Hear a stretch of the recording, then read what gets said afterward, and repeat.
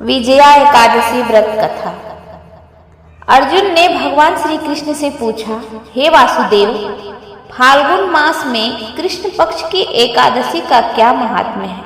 मैं आपसे यह जानना चाहता हूँ, अतः कृपा करके इसके विषय में जो कथा है वह मुझे बताएं। इस पर श्री कृष्ण जी कहते हैं, प्रिय अर्जुन, फाल्गुन मास की कृष्ण पक्ष की एकादशी विजया एकादशी के नाम से जानी जाती है। इस एकादशी का व्रत करने वाला सदा विजयी रहता है।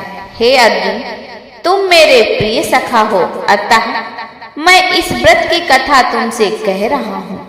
आज तक इस व्रत की कथा मैंने किसी को नहीं सुनाई। तुमसे पूर्व केवल देवर्षि नारद ही इस कथा को ब्रह्मा जी से सुन पाए हैं। त्रेता युग की बात है। श्री रामचंद्र जी, जो विष्णु के अंशावतार थे, अपनी पत्नी सीता को ढूंढते हुए सागर तट पर पहुंचे। सागर तट पर भगवान का परम भक्त जटायु नामक पक्षी रहता था। उस पक्षी ने बताया कि सीता माता को सागर पार लंका नगरी का राजा रावण हर कर ले गया है और माता इस समय अशोक वाटिका में है। जटायु से सीता का पता जानकर श्री रामचंद्र जी अपनी वानर सेना के साथ लंका पर आक्रमण की तैयारी करने लगे, परंतु सागर के जल जीवों से भरे दुर्गम मार्ग से होकर लंका पहुंचना प्रश्न बनकर खड़ा था।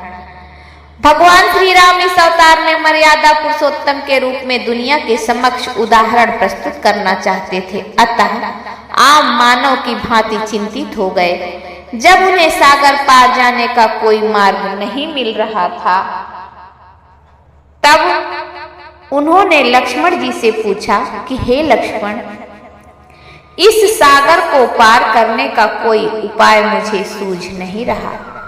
अगर तुम्हारे पास कोई उपाय है तो बताओ। श्री रामचंद्र जी की बात सुनकर लक्ष्मण बोले, प्रभु, आपसे तो कोई भी बात छिपी नहीं है। आप स्वयं सर्वशक्तिमान हैं, सर्व सामर्थ्यमान है। फिर भी मैं कहूंगा कि यहाँ से आधा योजन दूर परम ज्ञानी वग्दालभ्य मुनि का निवास है। हमें उनसे ही इसका हल पूछना चाहिए। भगवान श्री राम लक्ष्मण समेत वग्दालभ्य मुनि के आश्रम में पहुंचे और उन्हें प्रणाम करके अपना प्रश्न उनके समक्ष रखा।